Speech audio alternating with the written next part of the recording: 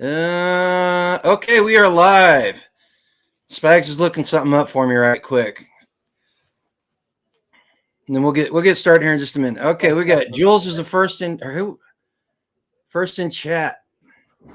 Number 2 in thumbs up. Who gave the first thumbs up?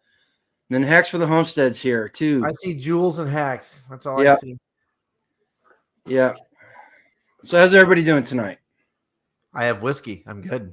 I have Behind Bars, which is a blended whiskey. It's got a whole camp. I've never had that. Old Camp, it's peach pecan. I'm normally not a fan of flavored whiskeys, but this one is a good sipping whiskey. This is out of Atchison.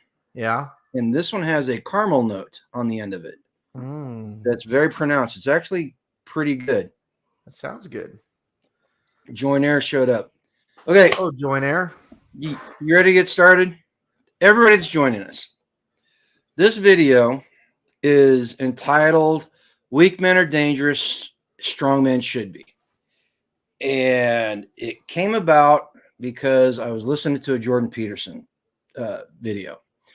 And when the idea struck me, it was a great topic. I could only think of one person and one person only that should be on the primary panel for this, and that's Spags Unfiltered. How things going, Spags? Things are going good. I'm glad you mentioned Jordan Peterson. I have something else to show you. Well, go ahead. Show us.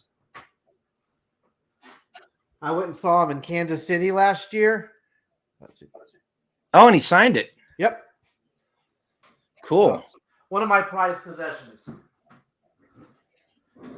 I don't like to use the word hero. I find the word hero to be a dangerous word, but if there was anybody today that I would put as close to that category as possible, it would be Jordan Peterson.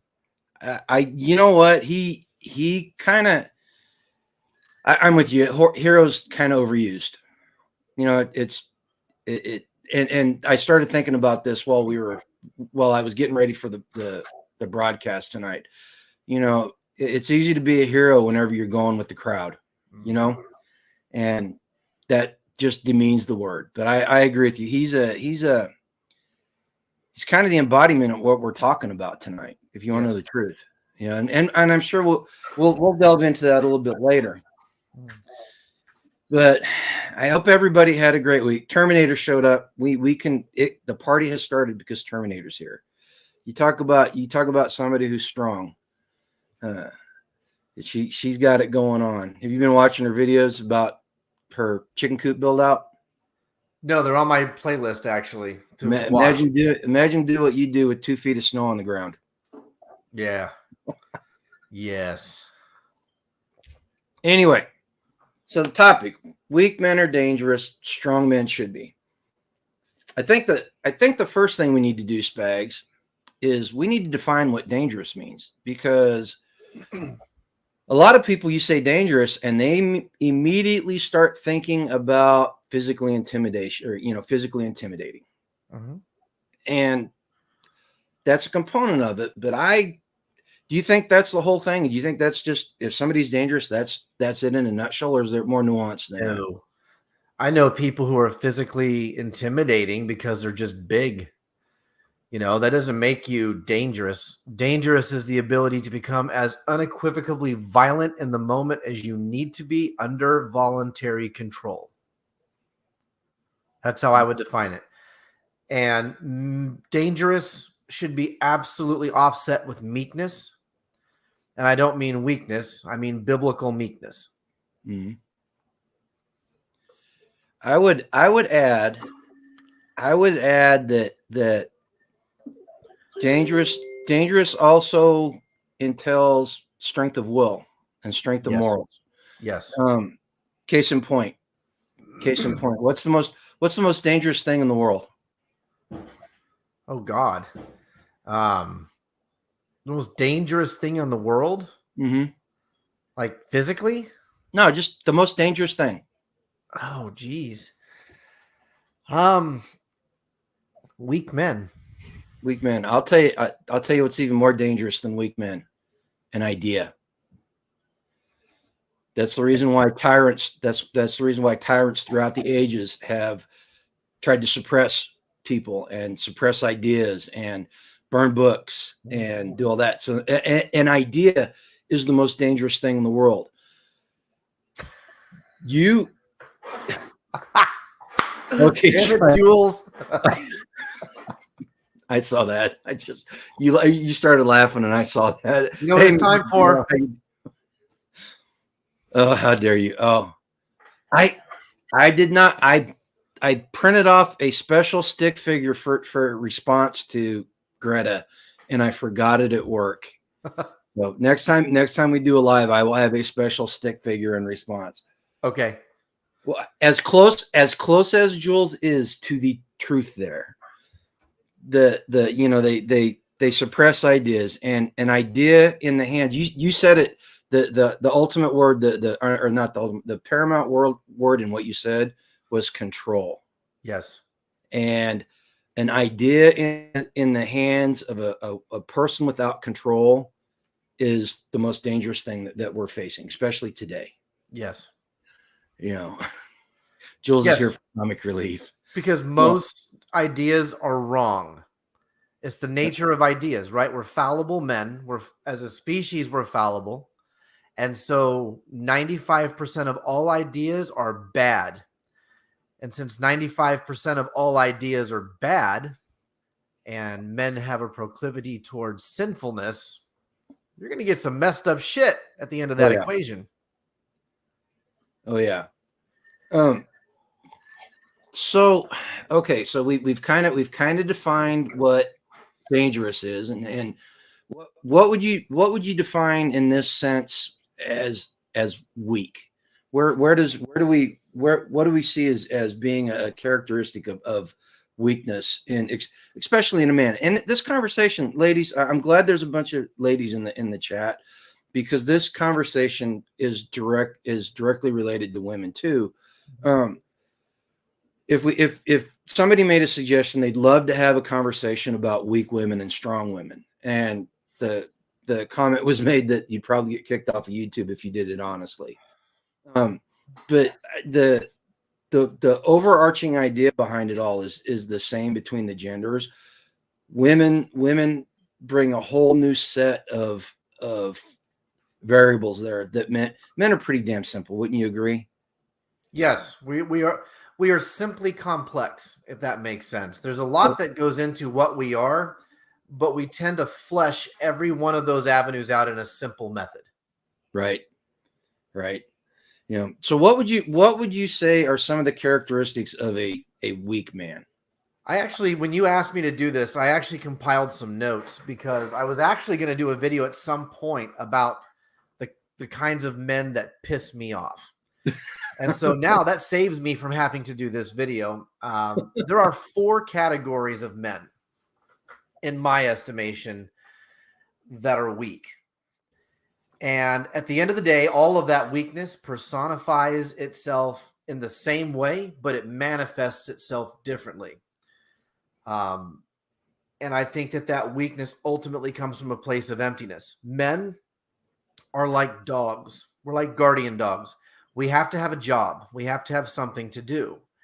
And as society progresses and there's less for us to do, because there's no more dragons to slay, there's no more great things to do per se, as society becomes easier, we become more and more empty. And as we become empty, that void is generally filled with, complacency. I saw that Hacks said complacency. That's a fantastic word to use. Yep. Because when you don't have a job, what does a guardian dog do if it doesn't have a job to do? At some point, it's going to chase your chickens because it's bored. Mm-hmm. We are more complex than a guardian dog as a species. And so when we become bored as a gender, we become dangerous without control. And I think that there are 4, really, I guess 3, if I'm being honest, because 2 of them kind of combine. There are 3 types of men that I think are the most dangerous. And we've seen all 3 of them in the last 60 years, kind of in a cyclical manner. Okay.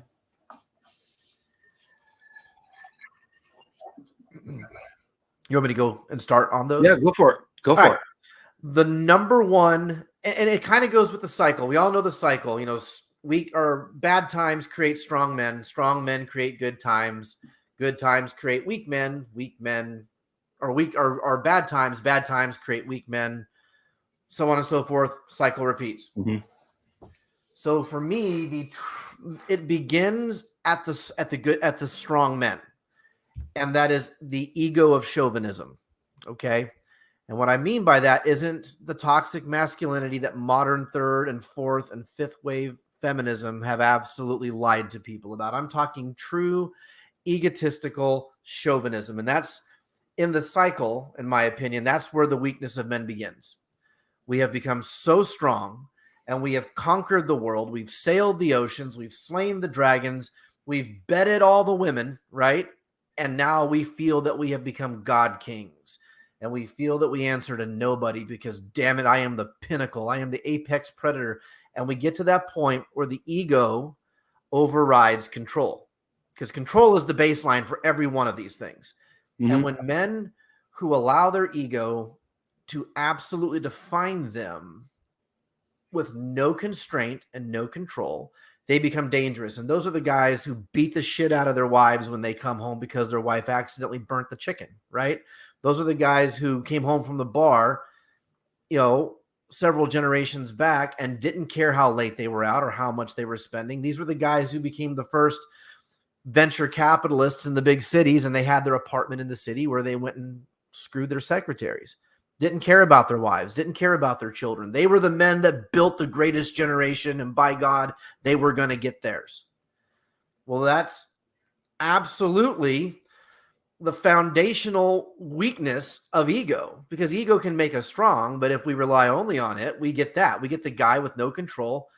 He's abusive, he's arrogant, and he acts in his own self-interest. So that's man number one. In response to that, we get first generation feminism. Women have had enough. They're like, man, sorry, didn't mean to burn the chicken. Why are you hitting me? Right? Yeah. Why are you screwing your secretary? We have 4 kids together. I've given you children. I take care of your home. Why are you doing this? So the reaction to that egotistical, chauvinistic man is the beginning of what we would probably term feminism, at least in the modern, age. It's probably taken on different personifications over time. So women start to assert themselves and say, enough, sure, slay the dragons. Yes, build the Empire State Building. Absolutely, lay the transatlantic cable, but it doesn't mean you get to be this, right? At that moment, we have what are known as the yes, dear husbands. And I think that this is in the middle of that cycle. And the yes, dear husbands, those are the men who are browbeaten. Their women are just loud and obnoxious and yell at them in front of their friends and demean them and break them down mentally in front of anybody who will listen. And those are the men who do nothing. And they're like, yes, dear, yes, dear, yes, dear. These are the dumbasses who subscribed to the notion of happy wife, happy life. Absolutely a ridiculous thing to say. I'm more of a fan of happy spouse, happy house, because both people deserve a modicum of happiness. Both certainly deserve respect. But when you start to get to the point where the man no longer values himself, what is that? That is still ego in remission with no control. And so these are the guys whose women run the house, run their lives, absolutely creating a mushy foundation, not even of bedrock, right? Like these guys are mush in their wives' hands, just putty. Or just it's funny. It's funny you said that. It's funny you said the happy wife, happy life. You know who Andrew Tate is, right? It's kind of hard to miss. Kind of hard to miss him these days. He's kind of a douche. He's a big douche. Mm-hmm. He said I was watching something and one of his shorts popped up, and he made the comment, and this is why he resonates with young men. He made the comment. He said, when I hear a man say happy wife, happy life, all that tells me is that he is resigned to his fate. And yes, and no will. I used to say it. I'm not going to lie. I used to say it. And I agree with his summation of the situation there. I'm sorry. I had to bring that up. You said that, and I was like, that fits right into our conversation there. Sure. You know, I mean, it is, and it's that middle man, right? Mm-hmm. Now, what do we have at this point of society? We have the asshole who created the feminist. The feminist created the yes, dear husband. The yes, dear husband now creates a generation of women who resent men because there are no strong men. As a societal norm, men have become, I don't know, what the 70s and early 80s produced, which was the guys who listened to soft rock on their fucking radio to go to work. These were guys who wouldn't listen to anything else. Oh, I want to listen to Peebo Bryson and the love songs because it's what my wife likes. Great, dude. First off, I don't care if you're a guy and you like some soft music. I do too. But when that becomes the absolute major vein of your musical inclinations, just saying there's probably an indication of something.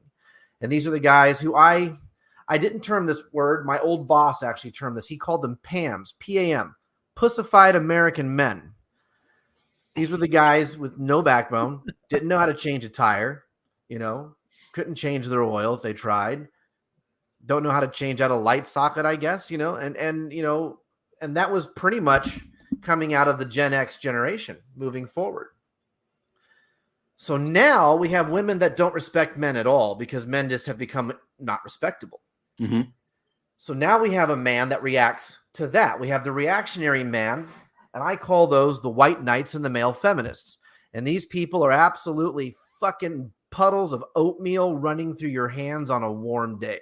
There's not a stiff thing about them. There's not a hard thing about them. There's not a backbone in their body. And now they're not even happy wife, happy life. Now they're like, well, of course a woman should be able to murder a child at the 9th month. It's her body, her right. And the only reason he says that isn't because he even believes it. It's because he wants to get laid. He's saying that stuff hoping to get the feminist in bed because now there are so many third wave feminist women that there's not a lot of selection for a traditional man, right? Mm-hmm. So now he's like, well, how can I get her in bed? She's kind of hot. She's an Instagram model. She's an influencer, right? And this guy, the white knight, always on social media, banging away at his keyboard, getting calluses on his fingers, not because he's out cutting some wood, not because he's chopping down a tree, but because he's championing female issues online. And this is the cycle of horrendous masculinity that we are now tasked to fix. And those are the three worst kinds of men: the true chauvinist, the yes dear husband, and the reactionary white knight male feminist. Oh, wow, that what you said, salute. That was some good stuff, man. And you kind of stole my thunder.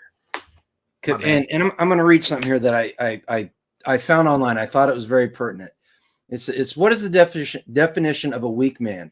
A weak man is someone who has settled in with his flaws and isn't willing to make the effort to strive for more for fear of dealing with what it might feel like if things go awry.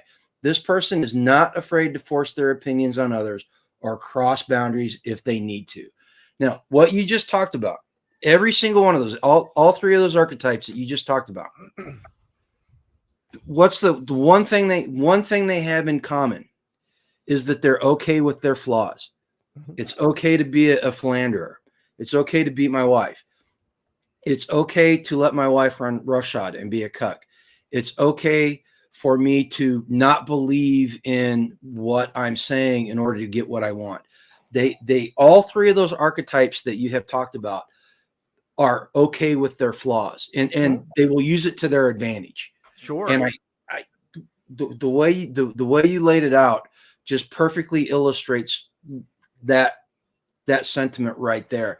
And the other common thing they all have is they do not care about boundaries, and they will by force, if they have to, make you believe what they believe, or try to make you believe. Let's put it that way. They will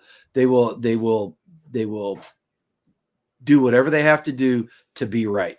Yes. And I think that's one of the big things about, and I've really learned this the last year, is accepting my flaws. Nobody likes to look in the mirror and see something wrong. Yet That's the ego, especially in men. We have to fight that constantly. Exactly. And it really came into focus when I made the decision. And like I said, there's times in my life that I haven't been strong, that I've been weak. When I got out of the Marine Corps, I was probably clinically depressed, and I let that happen, and I dealt with that for years, and the repercussions on my family, just by the mere existence of it happening was not good. I let the last year, I would like to think that I was strong, but mentally I had some real weaknesses here. And it wasn't until 2023 rolled around that I chucked that stuff off, and I got back to who I should be, and it's hard. We're all flawed. You said it earlier. You start talking biblically. We're all flawed. We're all sinners. And the first step is understanding that we are flawed. Mm-hmm. Two things on that. Okay, go. That I think will help us as men. Confession and counsel. I have a friend on MeWe, and I'm not going to say his name, not yet. Him and I are probably going to do some stuff together at some point, but he's a man that I respect. He is an Orthodox Catholic. And normally, I don't get into the labels. I don't get into the organized religion. I'm a man of God at this point, as much as I can be, but I'm not a churchgoer. I'm not traditional. And this is a guy that I made friends with on MeWe over time because there were some theological conversations that were taking place. And he's a very intellectual man. He's very, very enjoyable to have these kinds of conversations with. And so we would strike up stuff. And in private message, I would say things to him that I could not say to anyone else. Mm-hmm. Right? Like I was able to be myself, and he didn't judge me. And now it's to the point where I have asked him for counsel. I'm like, look, there are some things I'm struggling with, things I've been struggling with since I was a young man. And the only way I'm going to get better, I feel, is if I just have moments of confession where I bear that to another man and say, this is what I'm struggling with. You are a very devout man of God. What is your counsel? And I think that's where the ego comes under that control you were speaking about. Being able to be egotistical and arrogant when needed is very important for a man, but being willing to debase yourself a little bit, especially before another man, and confess to him your sin. And I don't mean this in the traditional Catholic sense of confession as much as I do more of, if I never confess that I have a problem, I can't possibly strive to fix it because I'm unwilling to even admit I have it, Yep. And I do believe where it says that, we are to confess our sins to God, but I also believe that God set things up where we would at some point seek out the counsel of wiser men than ourselves. And so I'm going to call him from time to time and say, hey man, I'm struggling with X, Y, and Z. What is your counsel? What is your advice? And I'm going to listen. So maybe part of the healing of this, maybe part of the moving away from the toxicity of these three archetypes I pointed out is for us to be willing as men to just admit we're wrong once in a while. Yeah. And it took me forever to get there, man. Ask Jenny. She'll tell you I was an arrogant bastard for a long time. And I remember. I mean, and she'll still tell you I'm not the best listener. And that, I guess maybe that's a public confession here. I suck at listening. I really At least that's what you think she said? She's told me. She's told me I suck at listening. And I know I do. And for me, that's part of the exercise of Spags Unfiltered, the YouTube channel. I'm going to bluster and bloviate, and I'm going to try to offend you as much as possible by provoking thought, right? But at the same point, a lot of the videos I make, I'm pointing that back at myself, Mm-hmm. And I think I've said that in a couple of them where some of these videos are every bit as much of a confession for me as it is an expose on the issues with masculinity in modern society. Yeah. And I've got those little short videos that I do every now and then, the Tao Grumpy G. Those are little things that point directly back at me. I aim them at the outer world, but the reason why they came about was because I screwed up at some point, and those little universal truths out there smacked me upside the head, and I'm trying to share it so that other people don't have to go through it. And the kind of getting ahead of where I wanted to go with the video, but you started talking about having somebody you could talk to and all that, and as hard as it is for me to say, having a mentor, even at my age, having somebody that you can turn to talk to, and somebody that is successful at what you're trying to become is really helpful for people, and I've said it before, I'll say it again. If you're the smartest or the most talented or the most athletic or whatever in the room, you're in the wrong damn room. You need to go find different company to keep. You need to be the lowest person on that rung in that room, and you need to be striving to meet the expectations of these people, of everybody else around you. And if you find people that are worth their salt, they will raise you up. They will both spiritually and mentally and physically raise you up. Yeah. And that's one of the big things about building community with us is everybody raises each other up, and that's what we're looking for. Okay, so you got me thinking about something as you were talking. So you spent time in the military, and you spent time in some other fields of endeavors full of alpha males. Mm-hmm. Would you say that every alpha male is a strong male? No. They're just the strongest in their pack, but that doesn't make them strong. You can have a group of friends of 8 of these reactionary white knight, male liberals, and the strongest one of them is going to be an alpha male. It doesn't mean that they're truly a strong man. It just means that they're a little bit less of a bitch than the rest of them. Dude, you've got such a way with words. That's You why know I love what I mean, you, man. You got truth is truth, man.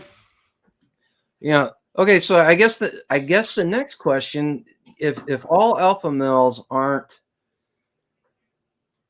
strong men, can somebody who's not an alpha male be strong? Yes. Yeah. In what way? In the way that a wolf pack is all composed of a lot of strong male wolves. There's only one alpha, but it doesn't mean the rest of those wolves aren't taking down the buffalo or the elk or the moose, right? Mm-hmm. Look, there is hierarchy. Hierarchy is found in nature. It is found in God's decrees, and it is found in every system that exists that's ever been successful. Capitalism has hierarchies. Churches have hierarchies. Society has hierarchy. You don't have to be the guy at the top of that pyramid, because in every wolf pack, you also have the omega and you have the sigma, right? And sometimes their job is to remind the alpha that you're just a wolf too. Yeah. So no, you don't have to be the alpha to be the strongest or to be a strong man. And sometimes the alpha is not even the strongest. He's just the best equipped at leading. Well, and I'm glad you said that because in the military, when I was in the Marine Corps, I was in some leadership positions. The scary thought: the United States government trusted me to guard nuclear weapons and their complaint. There's a terrifying thought for everybody out. Sleep tight tonight, guys. Anyway, and I was in some positions where decisions that I made could have cost people their lives if I made the wrong decisions. Sure. In the business world, I've been in leadership positions where I was in charge of multi-million-dollar systems. I was in charge of multiple people, underneath me and stuff. And I excelled. I mean, at the risk of sounding egotistical, I managed to not get fired because I was really good at my job. I had a hard time holding my tongue, but I managed to keep my job several times. I don't enjoy leading people. The reason why I've got the job now is because I didn't want a leadership position. I did not, but I want to be, I want to be that strong team member. I want to be that person that supports the person that's in charge and helps elevate them, because when I elevate them, they elevate me. Mm-hmm. Right. And so, I've got a type A personality, but at times I really don't enjoy it, especially at this point in my life. When I was younger, maybe a little bit more, but now I just want to do my thing. I just want to do it and not have anybody bother with me. So I'm glad you talked about the omegas and that. Do we want to be betas? No. Not if you want to be my friend. Absolutely Amen. not. Look, there are roles, and I actually made a video about this with my daughter. I was having my youngest daughter. She's 13 now, but she helped me build the duck pen, and we made a video about it because the idea was that it's not just for men to use tools and work with their hands. Girls absolutely should know how to do this stuff too.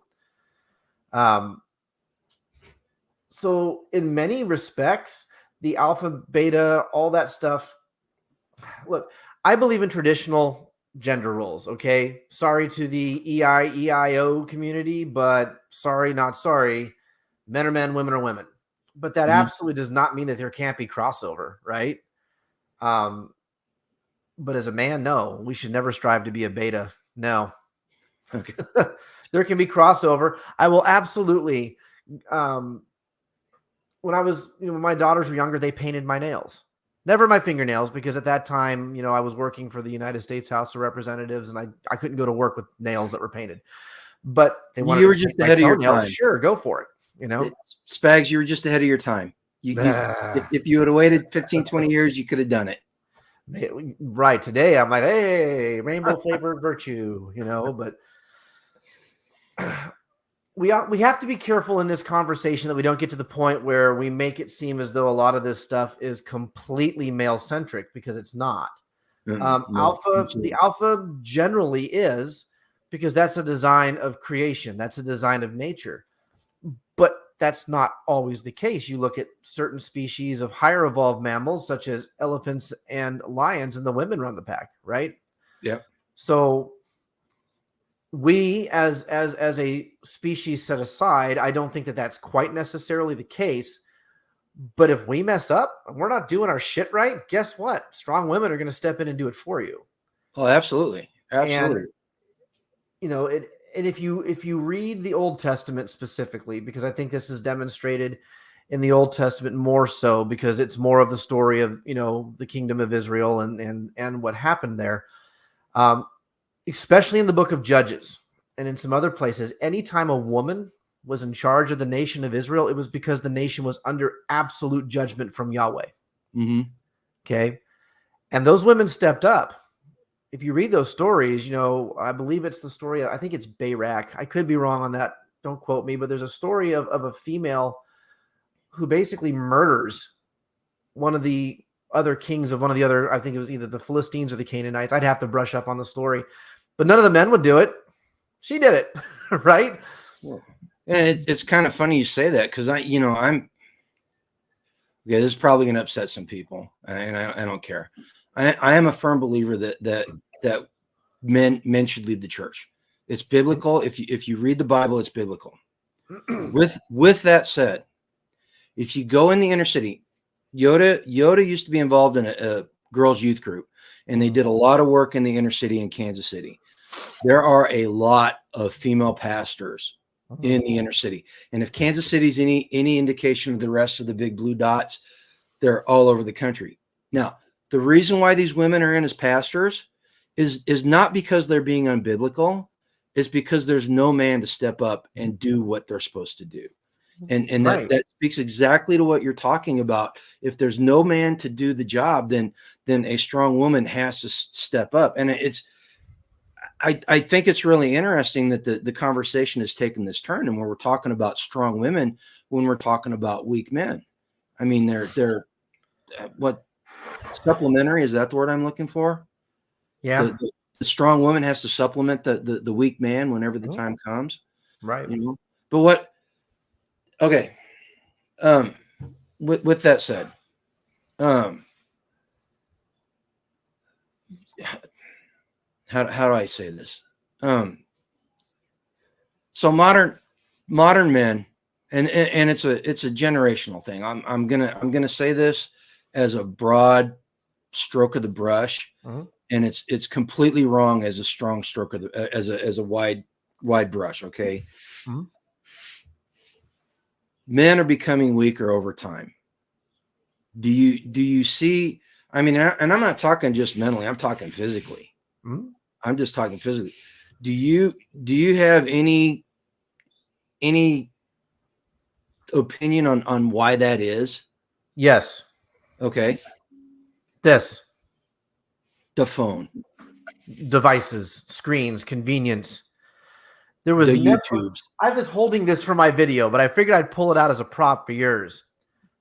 30 Okay, years ago, you would have never seen this shit. is Ever. that a dude? That is a dude. This is a magazine. I don't know how we get it. It just gets sent to the house. We didn't ask for it.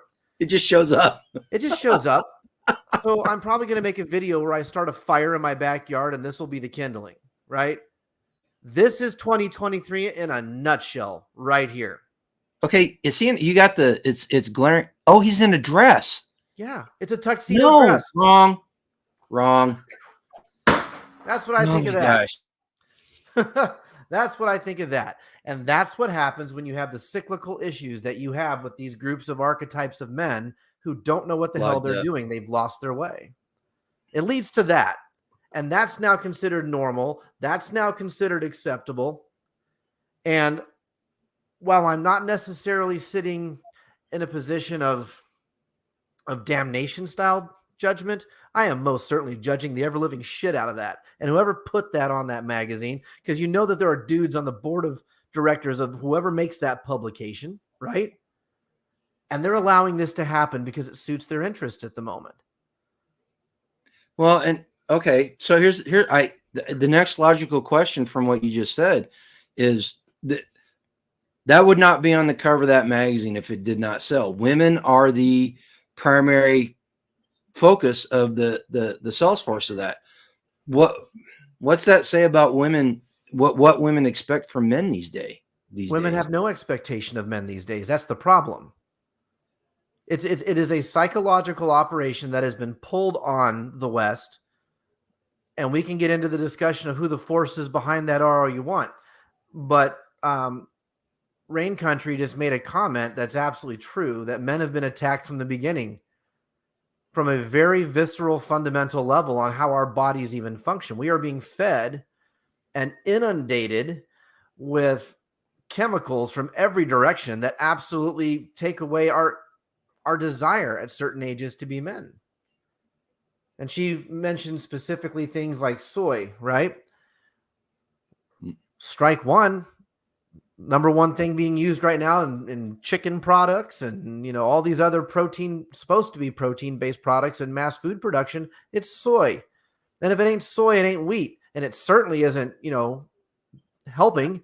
And now what they're finding out, you mentioned the military, that we're finding out right now, and this is actually something they've been finding out now for about 15 years, is that the skeletal structure of dudes going into boot camp and basic training, whatever you get into, they can't handle the abuse of putting a pack on their back and walking 10 miles a week. These people are suffering stress fractures at unprecedented levels, right? I just read an article about that. What's that? I said I just read a report about that. It's at astronomical levels, right? Where it's actually hurting readiness. It is, and now we have a woke military. And I'm not, again, you see the flag behind me. I'm not coming at this from a national point of view, because I am by far the furthest thing from a nationalist you'll ever find. But at the same point,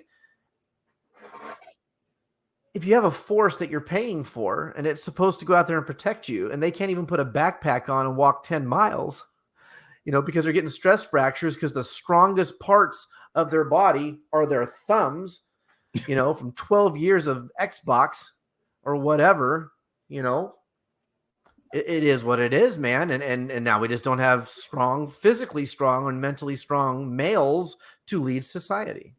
So so what you're talking about, basically what you're talking about is a lack of masculinity. Mm-hmm. They have attacked masculinity. And as I was doing some research on this topic, I found some stuff. I found 4 points at how men are less masculine now than they were 20 years ago. And here they go. Testosterone levels have been dropping by 1% worldwide for a long time. It's been plummeting since the 1980s. The key component there, soy. And somebody mentioned it in the chat. Soy increases Country estrogen did, yeah. in men. And estrogen in men is a natural thing. Women have testosterone, men have estrogen. It's just the amount in each of them. So estrogen levels have been increasing in men. The second thing is the lack of a male presence in childhood. In 2019, 15 million children were raised in a single mother household, single parent household with the mom being the only care provider. A majority of teachers in this country are female. So there's an entire generation.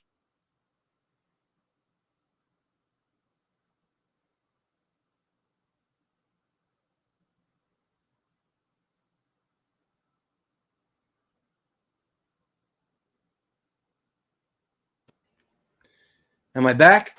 I hear you now. Okay, I had black screen on both of them. I thought YouTube was taking offense again. Hold on. Anyway, Ready? so you got an entire generation of males that are raised with no male role model. Yes. The next one is the war on masculinity. I mean, there's a physical war against masculinity where they are attacking male characteristics. Yep. They are medicating young boys for being boys. I mean, I remember I was thinking about this the other day. When I was in grade school in the 1970s, we had one kid in our entire class that could be considered ADHD. They called him hyperactive.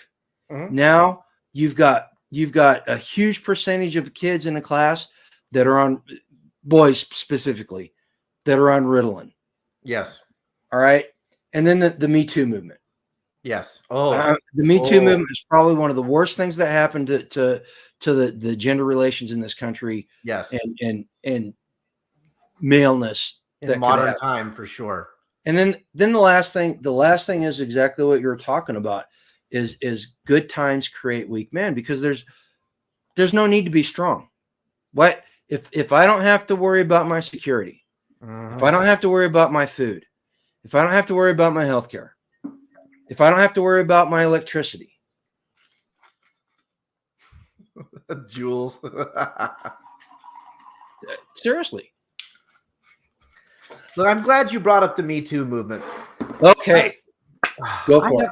I have a story about this. You just poured a drink. I know it's going to get good. Okay. First off, Rain Country is quickly becoming one of my favorite human beings. I feel like her and I need to have a conversation because she is making some extremely good points about masculinity that I truly appreciate. And we'll get to that. Okay. Me Too movement. Okay. Back when I was still on Facebook, when I was still a battered spouse and I hadn't left Mark Zuckerberg yet because he was beating me when I burnt the roast. When I was still on Facebook and the whole thing erupted with Harvey Weinstein, right? Of course, all the uber feminists came out of the woodwork.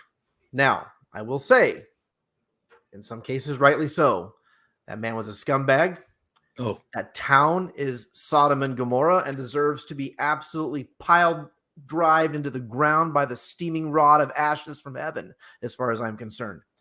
So at first I was a little excited, like, ooh, because in the late 90s, when I was still a private security contractor, part of what I did was child recovery. And I've been talking about this on some of the other things I've done recently.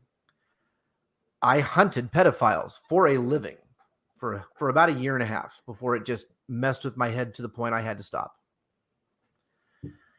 So fast forward from 1999, when I left that world, into the Me Too movement. And I'm watching one of my friends just get piled on. And this was during, I believe, the Kavanaugh hearings, right? When they were trying to consider whether Kavanaugh would make it to the Supreme Court, and that whole thing happened. Oh, man. And so I get on there to defend my friend, because my friend's, he's a good dude. And he was basically saying, no, I don't take the position of just believe her because I've seen women lie. And of course, all the uber feminists coming out of the woodwork. Oh no, why would women lie about that? Do you understand the shame a woman feels? Blah, blah, blah. And I'm like, yeah, I actually do. but I also know women lie, because in the military, I was a cop and I had to investigate rape charges all the time. And it was often found that a lot of times women soldiers would use that as an excuse when they would just get caught fraternizing and all. Oh, it was rape, right? Happened all the damn time. So these women are just piling on my friend. And so I started saying things like, well, how many of you have ever kicked the ass of a rapist? Well, what do you mean? Well, how many of you have ever beat the shit out of a pedophile? Well, what do you mean? And it got to the point where this one gal was just arguing and arguing and arguing and arguing with me and just would not let it drop. And so I finally erupted. And I was like, look, there was a 3.5-year period of my life where I did child recovery in private security. I've killed pedophiles with my bare hands. What the fuck have you done with your life to justify your rage right now? And it got quiet. And so I followed it up, and I probably shouldn't have said this, but I did. And I was like, yeah, see, #MeToo, never send a woman to do a man's work. Oh, and I left the conversation. Mic drop. Oh, but I did. I was like, come on, you can't classify me as a man with those dudes. I'm not Harvey Weinstein. I'm not Bill Cosby. I'm not whatever that is. I've actively and violently worked against that at points of my life. And I would again if I didn't have kids and a wife, right? Yeah. So, yeah, the whole Me Too movement, the whole believe her thing, geez, give me a break, man. If ever there was another psychological operation that there were nefarious forces in this country and the West working to fight masculinity, that was certainly one of them. Yeah, definitely. Okay, so we've gone. We've talked about weak men, and we've talked about what creates them. We've talked about the psychology behind it. Is that right? Yep. So, in your opinion, what are some of the ramifications of weak men? We've discussed about the dangers, about what dangerous is. How does the definition of dangerous meet up with the weak man, and what comes from that? What is created in our society what manifests in our society because of that, in your opinion? Spiritual and physical weakness. And I think that both are equally as destructive. Physical weakness in so much that men just don't feel that there's anything worth fighting for anymore. And they get, in some cases, discouraged. You can't open a door anymore for a woman without getting chastised for it. But what that will physically ultimately represent itself and how that will manifest itself is that people like Vladimir Putin are going to walk across the ocean and there won't be a damn thing we can do about it. Okay. Yep. And I'm not necessarily saying him, whoever, right? I mean, at this point, we're under assault even from within this own country, from males who want to murder babies, who want to lop off their parts, who want to encourage children to go to drag shows and all this other nonsense. I mean, that's the physical manifestation, but then you have the spiritual manifestation, which you talked about earlier. There's no more spiritual leadership with men, right? And God, this is probably one of the things that really gets on me, because I was an atheist until 2020. I grew up very religious. And if it wasn't for Jordan Peterson, in many ways, I would not have ever left atheism. I thought I had figured everything out, right? I was very disenfranchised after I came home from Iraq. I left everything. And there was, looking back, a very massive void in my life from about 2010 until 2020. There was a decade where I thought mankind was the pinnacle of evolution and that no gods for me. And, if I treated my children like Heavenly Father treats me, I'd be in jail and all this stuff because I was in such a haze, right? And part of that was just, one, having the carpet ripped out from under me on everything I thought I believed back then. But two, no matter where I turned, there wasn't really much of anything to latch onto. There was no real seismic comparison for a man in that particular decade that I could tell, other than when Jordan Peterson first started to come out and maybe a few others. There was nothing to latch onto. And because I was no longer involved with God, I didn't have any of that to draw on. So I had nothing. And there's probably a lot of dudes right now in our society who are in the exact same position. They have nothing spiritual at all to temper them with. They have nothing physical to give them a drive to slay dragons and to, you know, and to be the men they're supposed to. And so you're going to get absolute mush, oatmeal, game over. Well, again, that's why Jordan Peterson has become so popular. That's why people like Jocko Willink have become so popular, and even people like Andrew Tate and his Andrew Tate's brother. dangerous, man. I know he's dangerous. I like a lot of what the guy says, but he comes with.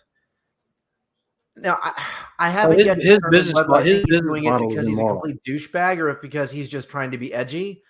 But you No, can't. he's a douchebag. He's a porno guy. You can't mix the message of truth with vileness and hope that it takes, right? There's a difference between, you know, being unfiltered and having, you know, a little bit of a and using a swear word once in a while for dramatic effect is a completely different thing to be said about people who just spew nothing but pure unadulterated hatred, or at least it seems that way. You know, I don't know a whole lot about them other than some of the things I've seen, but I would much rather listen to someone like Jordan Peterson than I would Andrew Tate. He's got just enough. Well, and the reason why I bring him up is because you can't watch YouTube Shorts without getting some sort of Andrew Tate video in there, and he's a douche nut. He's a complete douche. But the reason he resonates with young guys is because he's providing providing what they need. Mm-hmm. They're not getting it from the rest of the culture. But he's providing what they need. You know, and like I said, his business model and the way he became rich is not something that do not do it. You know, and I'm not going to lie. The reason why I asked about the physical manifestation of weak men is so I could bring a topic up. There's a book. Have you ever heard of the Reserve Police Battalion 101? Do you know what that is? I have. Okay, there's a book. It's called Ordinary Men, Reserve Police Battalion 101 and the Final Solution in Poland. All right. Background. The backstory of this is Reserve Police Battalion 101 was a reserve police battalion of policemen, regular, everyday policemen out on the streets in Hamburg, Germany, prior to World War II. Uh-huh. Whenever the German military mobilized, they mobilized this unit and they sent them to Poland as part of Einsatzgruppe Group 1, which was the group that was in charge of the final solution of the Jews. Now, these guys were husbands, they were sons, they were ordinary guys. These guys were just like people that you work with every day, people like our chat, rub elbows with every single day. They went to Poland. They murdered over 150,000 people. Mm-hmm. And the unit was given, the people in the unit were given the opportunity to not do it. They were told flat out, you do not have to commit. You do not have to march this person to the edge of that trench, put your gun in the back of their head and shoot them. They did it. Alcoholism, depression, all this negative stuff ran through this unit. And a lot of these guys committed suicide. Uh-huh. This is what happens whenever weak men inhabit our society. Because remember at the beginning, I said ideas are dangerous. These men succumb to the idea of the final solution. They succumb to the idea of peer pressure, and instead of standing up and saying no, almost to a man, they partook. Well, sure. This is the natural result of weak men. And anybody who says that this can't happen in America is fooling themselves. America, the United States is not immune to history.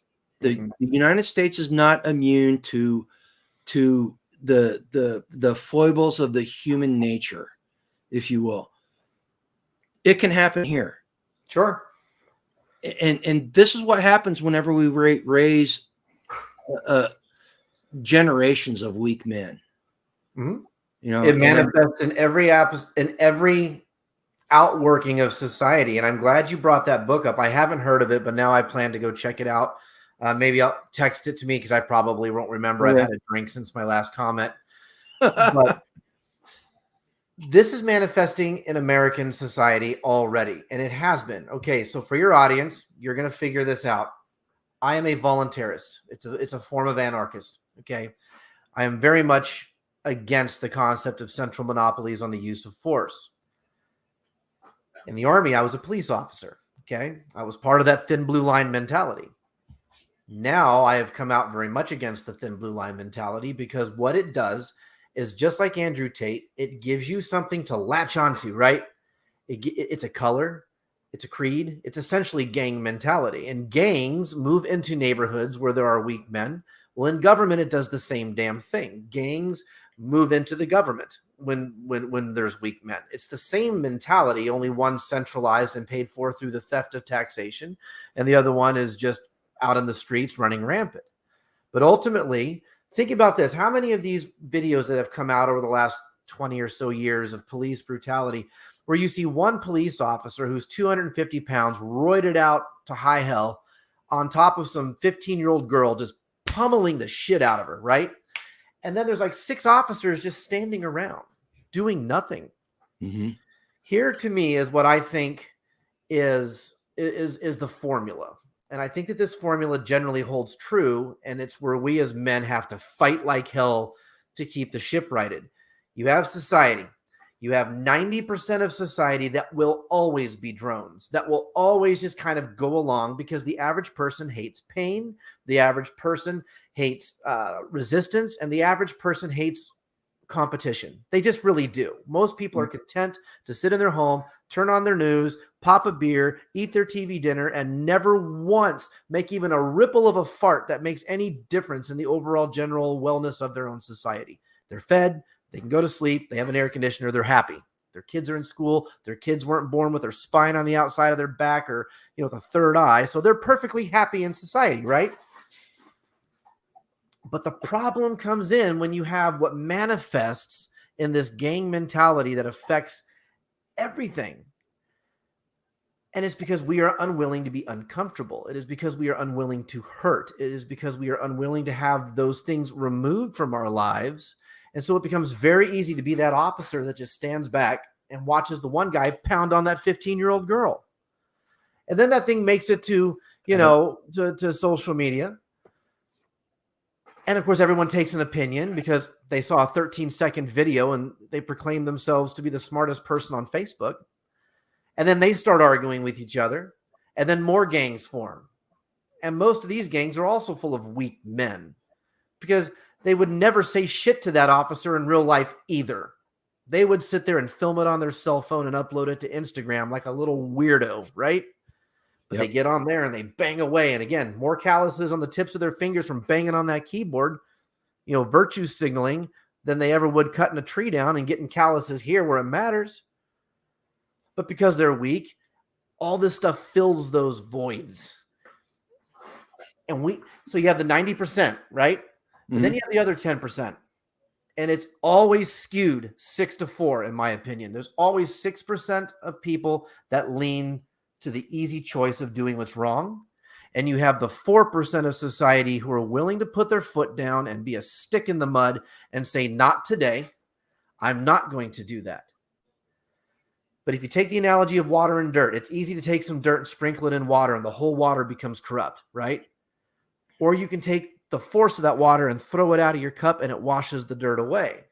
Which one is going to happen? Which one has more influence? That 6% who is hell-bent on being the predator, or the 4% that's hell-bent on standing up to the predator? Because the other 90% are going to flow along with whoever the strongest voice in that room is. Yep. And if the strongest voice in that room is one of those 6%, welcome to the World Economic Forum, baby. That's how it all started. Yeah, it is. It started with a bunch of little penny-waste Nazis, running around trying to figure out how to socially engineer the world, and no one actually ever stopped them. Okay. I'm glad you talked about that. Confession time here. When I was in the military, witnessed something. Me and another guy witnessed something, and we let it happen. and we started talking about it after the fact, and we're like, okay, that's never going to happen again. And it wasn't until after the fact, and it happened a second time, that we put our foot down and we said, okay, no more. This will not happen again. And it was somebody that we hung out with, and we allowed him to do something that we shouldn't have allowed him to do the first time. And he thought it was okay, and he did it again, and it ruined our friendship with him. But we finally stood up, and we finally did what we were supposed to do. Okay. And it's so hard.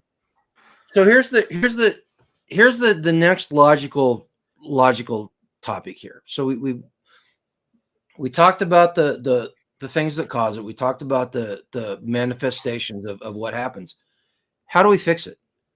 What can we do as if there's any man watching this video right now, either in chat right now live, or they watch it on replay, what can we do as men to rectify the situation? I'm going to say, number one, change your diet. Yeah. Quit eating all that stuff. Seriously. I think even before that, we have to get right spiritually. Okay. Yeah, absolutely. I don't know that we can at this point, and God, most of the people I know would absolutely not believe that I'm saying things like this right now, but I don't think we will ever be in a frame of mind to make the proper decisions to dig ourselves out of this hole that we find ourselves in if we are not properly bounded on the right and left by those parameters that are supposed to keep us in check. Because if we as men just try to do it on our own, through the power of human ingenuity, through the power of science, through the power of masculinity, whatever you want to throw out there, that's when the ego creeps up, right? Mm-hmm. And then we're right back to square one with the chauvinist that started this debacle to begin with. What? And that's hard for me to say because I'm an egotistical guy. I really am. It's one of my greatest vices is sometimes my arrogance can take the best of me. And you're right almost as much as I am, Spag. We have to find a way to challenge that. And that is why I am, for those of you who might look him up, one of the greatest sources of support and inspiration I have had over the last year is my friend Data. I'm getting deep with Data. Mm-hmm. I've given him confession more than once, and I've taken his advice, and he's given me advice more than once. And if it wasn't for our weekly drives together, because when him and I first started hanging out, last October, I still wasn't quite to where I am now, right? I was still kind of in transition out of atheism. And he's the guy, we found out very quickly that we could just talk on those car rides. And we could just let it all go.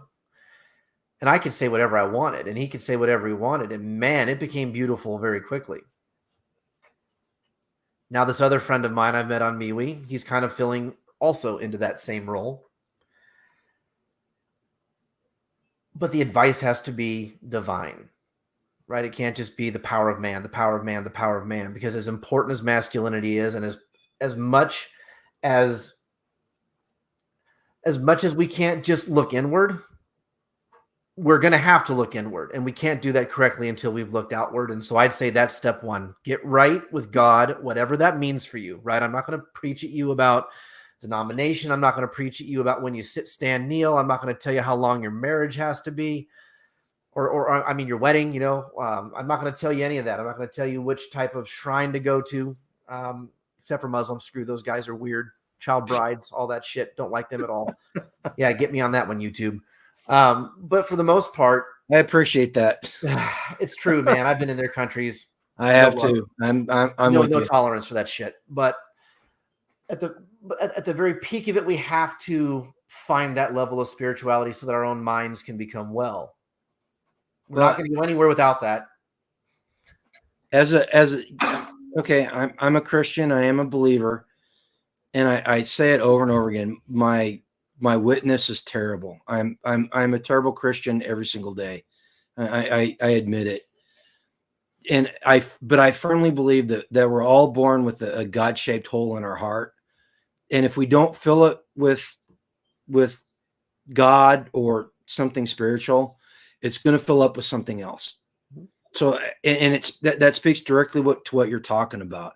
You need to find that spirituality and look for a higher power. And you know, as a Christian, I want everybody to convert. I want everybody to believe. I want everybody to be saved. But I understand it's not going to happen. And browbeating people is not going to work. But you need to fill it up with something bigger than yourself. Exactly like you said, man. Exactly like you said. Okay, so that spirituality, that's number one. What's number two? Buy a damn gun and learn to use it. And I mean that in the most general sense, right? The point is to be dangerous. You have to learn to be dangerous. You have to learn when to stand up and speak. You have to learn when to sit down and shut up, and the balance of the two, because moderation is key in everything. And moderation is the balancing of extremes.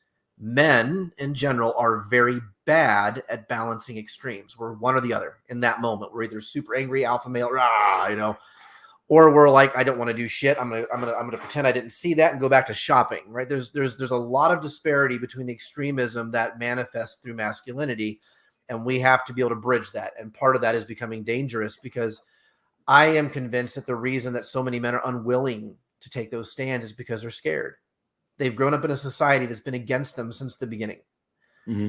They've grown up in a society of cultist hatred against masculinity. And so we're scared. We don't know what to do. We don't know how to be men, right? Like you said, so many guys are raised by single moms, and that's absolutely detrimental. No male influence in the public education system by and large. I mean, there's some, but it's vastly skewed. And I think that even probably translates over into private schools as well. And even in homeschool, it's traditionally mom, right? So, I mean, there's a heavy feminine presence for little boys. And I think that that's important, but I think that the dads have to learn to be unselfish and to plug into their children's lives. And again, I'm a sinner in this regard, man. There was, you know, I was that guy for a while. I'd come home from my 8 to 5 and just be tired, and I didn't want to do shit. You know, I'd sit at home, turn on Fox News, and think I was getting enlightened. And my kids would come up to me, no, I'm tired, you know? And so now I'm finding, and it's hard. I'm not perfect. I am very much not perfect at it, but I'm trying to say yes to them more. Okay, yeah, let's go outside. Let's do this. Okay, yeah, let's play this toy. Yeah, I'll come down and play this card game with you. Sure, we can play this video game together for a few minutes. Hey, bud, why don't you come outside and build a garden with me? Hey, daughter, why don't you come out with me and build a duck pen? You know? So step two is being involved. Yes. You have to make a conscious decision. Being involved and being dangerous. And I think those things go hand in hand. Yeah. I think part of the reason a lot of guys for so long weren't involved with their kids' lives is because they didn't know how to be and still be dangerous, maybe, especially post-World War II, post-Korean War. You know, when the Great Society lurched forward, the nuclear family was really talked about in society. And that generation of the 50s, early 60s, I don't think a lot of dads knew how to be dads. Right. You know, they came home with demons. So you spent time in the military. And if your experience is kind of like mine, they were killers. Oh, are you there? Okay. Yep. Sorry, I locked up again. But you could look at these guys and they were natural born killers. And they weren't bad people. In fact, I had a first sergeant, one of the greatest guys in the world. But if you looked at him and you looked really deeply into his eyes, you could tell he would have no problem. But the thing about every single one of those guys that I knew is they weren't run by ego. They were involved. That first sergeant that I was talking about, he was a sniper, and he had some stories that I thought were BS, but I went and the guy had blank SRB pages, which doesn't happen. Right? Oh, hang on. Look at the chat. You guys have questions? Okay. Got them to the single. Yoda says we got some questions, so I'm going to finish my thought, and then we'll start talking about it. I got a dog biting my hand. The puppy's attacking me. Where's the puppy? Yeah, but you know, these guys. He was a natural born killer, but he he took a great interest in mentoring us and raising good Marines and teaching us how to be men. And I was 25 years old and he was teaching me stuff left and right, you know? And so that goes to what you were talking about. We got to be involved, and we have to make sure that we're passing on everything to the young men around us. So Yoda said we had some questions. I kind of missed them. But okay, so we've got be involved, we've got spiritual connectivity. Anything else? I think we may come back into equilibrium if we finally get a generation of men that understands that balance I was talking about earlier, about being dangerous and being involved. I think that we have to understand that men have to lead. That is our natural position in the hierarchy, right? I think the help of our women is going to be excruciatingly paramount to this. If we don't have women that will support us when we lead, it's going to continue on. We're going to continue to have the browbeaten man. We're going to continue to have the white knights and the male feminists, and we're going to continue to have the yes dear husbands who just do what they're told. We have to come back into symmetry. I don't think masculinity works without femininity too.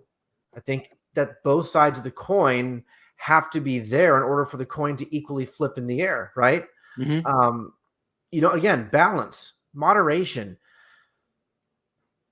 If I'm going to go out and kill a dragon for you, it means you better stay the fuck out of my way while I'll do it. Right? But at the same point, if there's something I'm weak in, I better be willing to listen. And I think we have to get to both sides of that, because I don't think it's just about one or the other.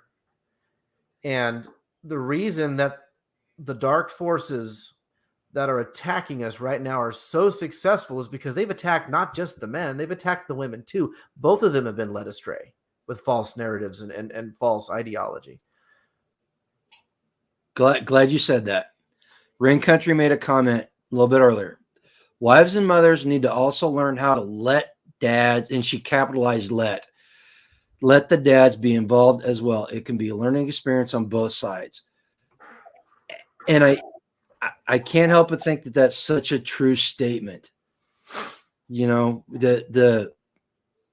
That's one thing marriages in this country now, by and large, are confrontational instead of cooperative.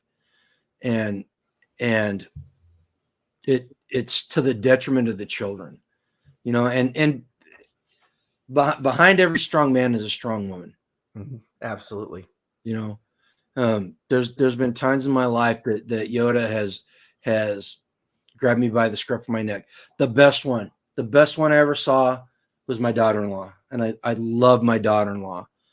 My son was aimless. His rudder was broken. He had no idea what he was going to do. And we were sitting around our kitchen table one time and we were talking, and he was spouting off some stupid shit. It was dumb. And she looked at him and she goes, when are you going to get your shit together and do what's right? And within 6 months, he was a productive member of society, and just women can have such an influence in men in that vein, Yeah. Disagree in private, show a united front publicly. I mean, it's just like the relationship between the senior NCO and the senior officer of a company, right? You're a Marine. I was Army. Mm-hmm. I was a senior NCO. I was a platoon sergeant for about 3 to 4 years, somewhere in there. I don't remember. Like I said, I've had a drink since then. But it was somewhere in that period, right? And the officer in charge, the platoon leader, and I was the NCO in charge. I was the platoon sergeant. We had very unique ways of dealing with the world, right? He was the college-educated, polished officer, smart salute, dress right dress. And I was the angry, gruff staff sergeant that ran everything for him. And when him and I would disagree, it would always be behind closed doors. And the minute we walked out of that office, he was the commander of that unit, and my job was to enforce his intent. And I think marriages have to become like that in a sense, not so much militaristic, but it needs to be, if you're going to disagree, you do it not around the kids. Again, my weakness. This is something Jenny has been very much better at than I. She'll be like, try to pull me into the bedroom or try to, and I don't listen because I'm an asshole and I know it. But to her credit, she tries to maintain that, and that's one of the lessons I have to learn. I'm sorry, man. Yoda's in here giving me a. Why don't just let me read it? Oh, hang on. I got it. Milkmaid asked, how would y'all address what I've seen in some places where young boys and men instinctively are revolting against this attack on manhood, and they swing hard and start degrading women? Balance. Oh, excellent question. Andrew Tate. Oh, man. Look, Eve, the war between the genders is no different than the war between races or the war between political parties or any other ism that they can use to divide us. It's the same thing, right? Think about this. In the media, if we see nothing but a parade of stories of somebody of this particular colored skin robbing and murdering people of this color of skin, it becomes very easy for people in society to start saying mean things. It's no different with the gender issue. People like Andrew Tate are going to absolutely lead to a rise in the use of certain derogatory terms of women, because I don't believe his goal is to teach masculinity for the sake of a balanced society. He just wants to get back to the point where he can be, have concubines. I'm convinced, Yep. He wants 5 wives, and he wants them in different countries, and he never wants them to meet, and he doesn't want any of them talking back. That's not healthy either, man. No, it's not.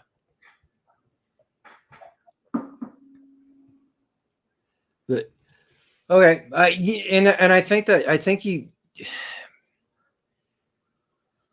as people, as how do I put this? We've allowed it to happen. Unfortunately, I Generation X. I'm part of Generation X. Mm-hmm. We allowed this to happen. Yes, and there was up until recently, I was like, no, I'm Generation X. No, it's not my fault. No, it's absolutely my fault. I take full responsibility. Sin has no respect of your generation, man. But absolutely, yeah. But here's something to consider on this issue, and this is something that it took me a hot minute to come to this conclusion. And this has actually been the topic of a conversation with Jenny and I and other women multiple times. Let's take the story of the Garden of Eden, right? The fall of man. Mm-hmm. This problem started there. And I can prove it to you. In the biblical narrative, God tells Adam, and Adam only, that tree, don't eat. Now, I'm going to get very simple with this. I'm not going to quote. So please, for the purists out there, understand, I'm not trying to be blasphemous. I'm just trying to keep this short for time. God says, don't eat that apple, right? Adam's like, okay, God. God makes woman. Woman walks through garden. Satan has already fallen, and he's now in the garden as a serpent. Serpent comes up, says, hey, Eve, check this out. Eve walks over and goes, look how pretty this apple is. And Eve's like, yeah, but we're not allowed to eat it. And we also can't touch it. Now, the average evangelical, Western, German-trained Christian pastor is going to tell you right there in that moment that the reason that the original sin came into the world is because women were deceived. Well, let's break this down a little bit. Am I supposed to believe that Eve just randomly made up on the spot, oh, we can't touch it or eat it, even though God just said, eat it, right? So let's fast forward in the story. Serpent's like, da-da-da-da-da, and he's like, fine, grabs the apple and takes a bite. But what does the next thing say in the Bible? And she turned and gave to Adam, and he took a bite. That dude was standing right there behind her, didn't do shit to stop her, He just sat there. Amen. Yes, dear. Adam Amen. was the first yes, dear husband. It's in the Bible. You just have to look through the lines in that story to read between it and realize the issue of the lack of masculinity and the reason to step up to the plate and do the right thing started at the very beginning, because the first guy probably didn't want to piss off his wife. You know what? Oh God, I'm so glad you talked about it. I'm so glad you said that. We did a Bible study, chronological Bible study, looking at it from the perspective of the first century Christian. And that was one of the things we talked about, was the whole temptation thing. Adam could have stopped it at any point in time. Yeah. And that's the curse of man since then. It's not that we were kicked out of Eden. It's that man has chosen not to do his duty. And we talked about it, and we got to the point about the temple and the money changers. Mm-hmm. And you know, the story of Jesus runs completely contrary to the modern view of Jesus as the hippy dippy peace loving Jesus. The story of the money changers runs completely contradictory to that. Mm-hmm. Do you realize, you know how much a table back in first century Palestine weighed? About 300 pounds.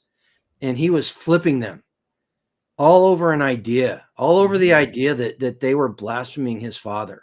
Right. How many men today would do that? You know, and I got one finger pointing this way. I got three of them pointing back here. Yeah. So I'm being completely hypocritical in this. Dude, everyone's a hypocrite. I hate that term, because that term, when people throw that term around, it almost insinuates that unless you've got 100% of your shit together, you're not allowed to ever have a complaint. And that's not realistic, right? Oh, yeah. Absolutely. But I'm glad that we circled to this point. I'm glad we circled to the point of this story in the beginning, and how you answered back to it, because out of those three archetypes that I pointed out at the very beginning, to me, the absolute most dangerous one is the yes, dear husband. See, the chauvinist will always happen, because in the ebb and flow of society, the ego takes over when men conquer. When Alexander the Great finally makes it to India, his ego is so damn big he can't go any further, right? Mm-hmm. That's one extreme. And then the male feminists and the white knight are the other extreme. But it's that dude in the middle, that yes, dear husband. When Adam took the apple from Eve and didn't do jack shit about it because he was too scared of the ramifications of what she might say to him, or whether or not they'd get cuddle time later. I don't know. I'm reading into it a little bit, I'm sure. But I think that the yes, dear husband, the browbeaten husband, the guy who just goes along to get along, at the end of the day, is that middle link in that chain of those three archetypes. And because they are the middle link, they absolutely are the most dangerous portion, because at the end of the day, that's the link that can break to stop the whole cycle. I mean, would you agree that the yes, dear husband and the browbeaten husband is essentially the worst of the three, just from that perspective alone? You put it like that, it's hard to argue with it, man. Seriously, the logic's there, you know. Okay, look, we're running up on close to an hour and a half on this, and it's been a great conversation. It's probably the best conversation we've had, personally. You know, so we covered what makes somebody dangerous. Oh, Tag says B just said it's okay for him to watch us. Just don't take anything we said back home with you, Tag, and you'll be safe. So we covered what makes a weak man, and we covered what makes a weak man dangerous. We covered the ramifications of weakness in a man, and we've covered what makes us. Well, actually, we really haven't covered what makes somebody strong. In your opinion, what's the most important thing in making a man strong today? What was the one thing we were always taught as NCOs? Make a decision and stick with it, see it through. And if you're wrong at the end, own it. If you're right, give credit to the people that helped you made it happen.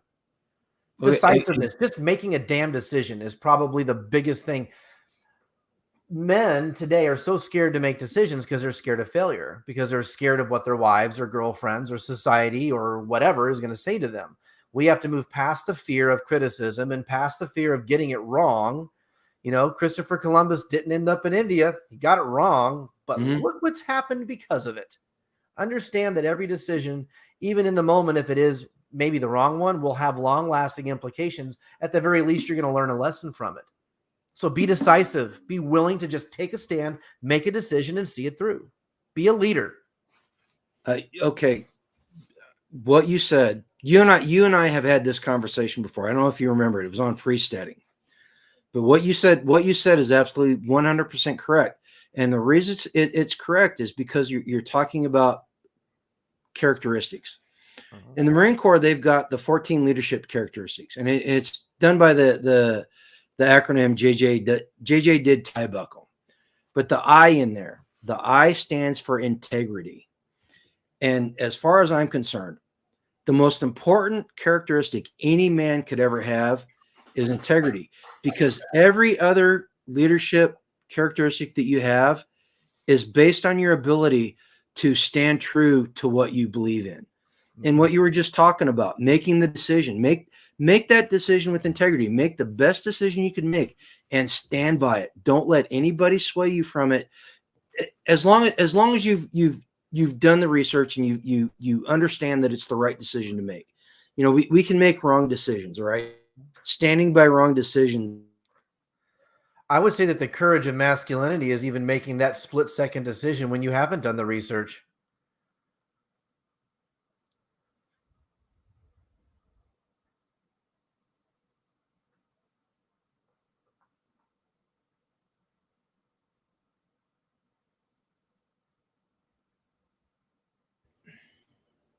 Okay, I'm back. There he is. Are you back? I am. I never left. I have no idea where I stopped, where it stopped me. Anyway, you said about making decisions, the last thing I heard you say was do the research, make the decision. And I countered with true masculinity means you make the decision even if you don't do the research. Doing the research is great, but in a split-second decision, that's when men have to step up, right? No. Okay, you missed the point. The point is You cut off after that. You've got the integrity to stand behind your decision. Yes, you should you should make informed decisions, but if you have to make a split-second decision, make it with integrity. Yes. Don't make it from a position where your position is malleable. Yes. All right.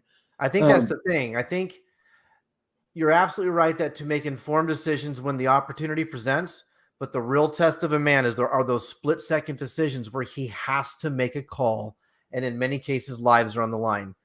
You know, reputation's on the line, a business is on the line. Whether or not the IRS shows up to your desk is on the line, right? I mean, like real world consequences. It's the courage of not knowing and still acting. Bug out saying the same thing you're saying. Decisiveness is also a leadership trait. Yes. Done with any leadership trait done without integrity is useless. Yes. As far as I'm concerned. It feeds the ego. It does. You know, so if you're gonna teach your sons or somebody you're mentoring anything, my thing to you would be teach them integrity. You know, be truthful. Understand you're going to make mistakes. Own them. You know. But all right, man. We are on an hour and a half. I think we have. You know what? Anybody that doesn't walk away from this a better person is probably never going to be a better person.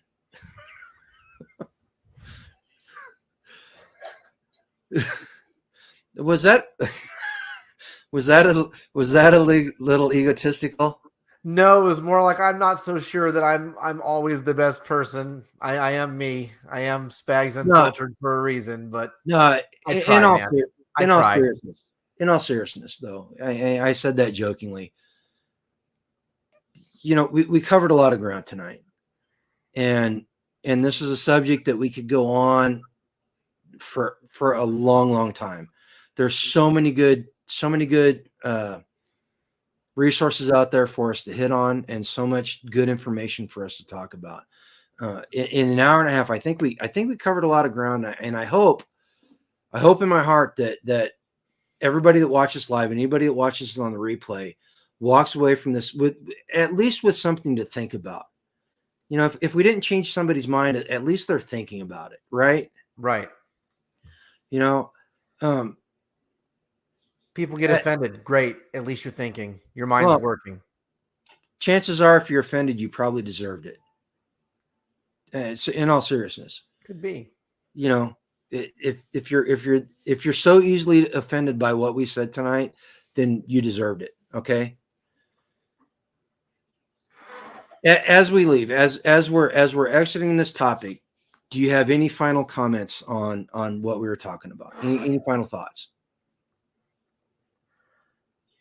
Ego is bordered by humility, so learn both. Know when to be dangerous and know when to be humble. Yeah, and we didn't even talk a lot about being dangerous. That's another story for another day. No, honestly, as I'm sitting here in this chair right now, I think the most important part of being dangerous is not being weak. Yes. That's the starting point. Don't be weak. You know, and I think we laid out a pretty good roadmap on how not to be weak. Yes. You know, well, we laid some breadcrumbs. It's up to them to follow it. Yeah, and maybe we should do another video down the road. If you guys can comment, if you guys liked it, go to the comment section after we're done, and let us know if you want us to do a video on how to be strong. Not that we're experts on the subject, but I think between the two of us, we could at least get it on paper. We may not be hitting the bullseye, but I think we can get it on paper. Life is about tightening the shot group and everything you do, and just getting a little bit better every time. Yep. And Milkmaid says it's a good topic, and I think we should also press the women in our lives to do a video or a live stream about strong women. Man, Tag has suggested that more than once. Tag has been like, we should do something where the girls get on here. Well, I'm not going to. How many of them would be interested in it, but I'm throwing Milkmaid under the bus. She's the one that said that she'd probably get banned from YouTube if they had that conversation. You know, so we got people in chat that are all about Rumble. We can do stuff over there. We can do lives over there that are specific to things we don't want to get people banned. You know, I don't think they'd get banned. I'll host it. No, all of my buddies in the prepperverse, you know, local prepper, Billy. All of them, I think Tag too. I think all of our stuff auto-populates over to Rumble. At some point, we will have to leave YouTube, you know, so go over to Rumble. Follow us there too. Let's build the base over there so we can be a little more offensive over there than we were here today. Absolutely. You know, and as far as my final thoughts on the topic is, you know, be true to yourself. And if yourself is that beta male, just accept it. You shouldn't be a beta male. Seriously, you should strive. Be the leader. Be the leader of your household.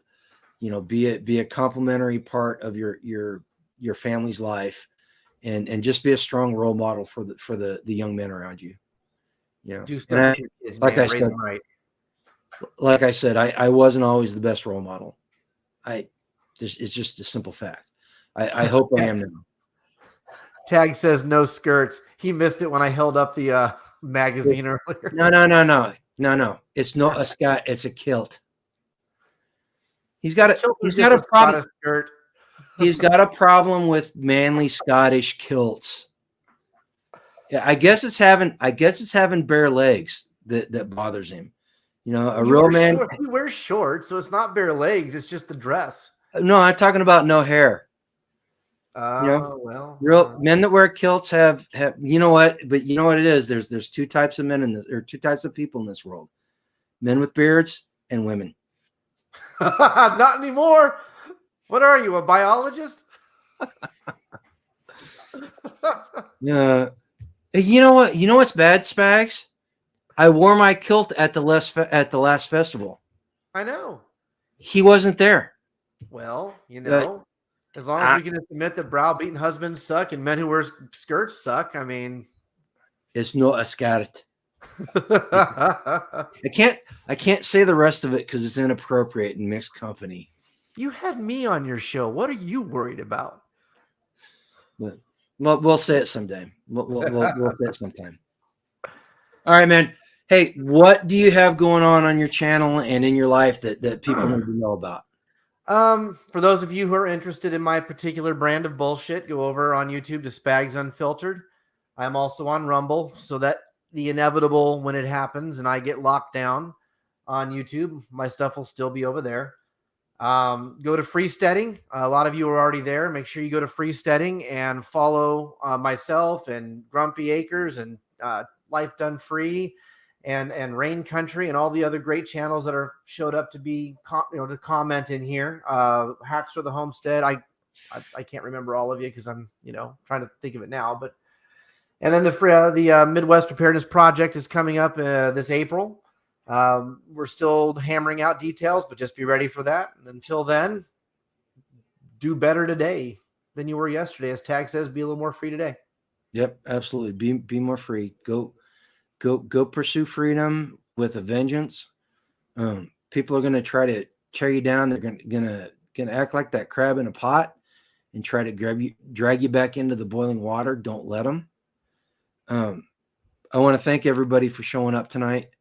This was I really enjoy my talks with Spags. He always brings a really great perspective. If you like the video, go visit his channel, Spags Unfiltered. I'll put a link down below. Hit that notification bell. We're gonna try to do more. It looks like we may do another video on strongman, on how to become a strong man, or how to create strong men. If you're my age, it's kind of hard to and we're already kind of set, but we can create strong men in the process. So we may have another video on that. Hit that notification bell. Go sub to Spags. Go sub to me. Go sub to every single person in the chat. And what I need to work on is getting moderators to post people's links in the chat so we can spread this out and get people going to everybody's channels, because we need to support each other. But go to Freesteading. Most importantly, go live a life done free. All right, guys. So we are clear. Say bye, Spags. Salute.